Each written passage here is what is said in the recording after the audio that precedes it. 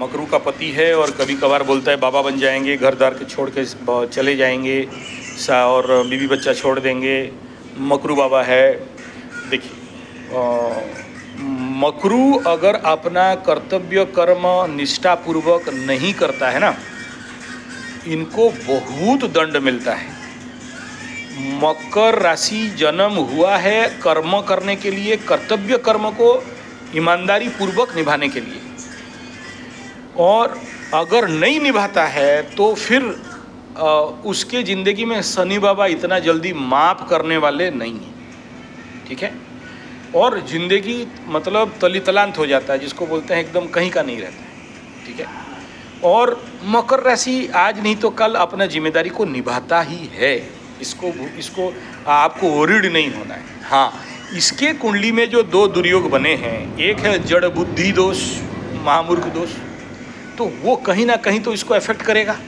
ठीक है, तो उसका मूर्खता को हटाओ।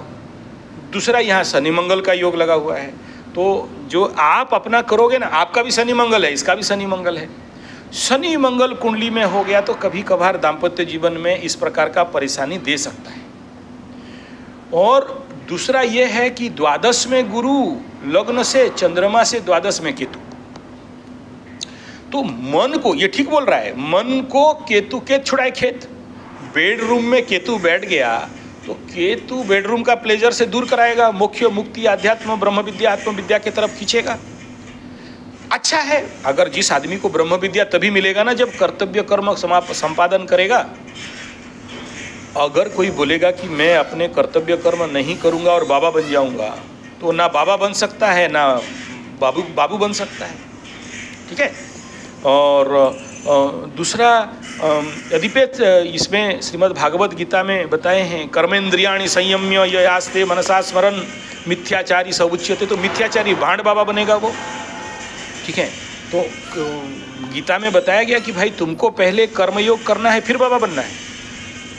तुम्हारे जो कर्तव्य कर्म है, माँ के लिए, बाप के लिए, बेटा के लिए, बेटी के लिए, पति के लिए, पत्नी के लिए, पहले अपने कर्तव्य कर्म से जब तक कंप्लीट नहीं करते हो कर्मयोग के माध्यम से, और तुम अगर बाबा बन गए, ठीक है ना, तो आपको बहुत दंड मिलता है। बहुत सारा, मैं ऋषिकेश हरिद्वार, बहुत सारे उत्तरकाशी, सब जगह में गया हूँ, बाबा लोगों का कष्ट देखा हूँ। बेडसर होके मरते हैं, तड़प तड़प के मरते हैं ऐसे बाबा लोग। ठीक है ना, तो इतना आसानी से शनि छोड़ता नहीं है भाई। कर्म नहीं करके तुम भागेगा, भगोड़ा क्यों बनेगा।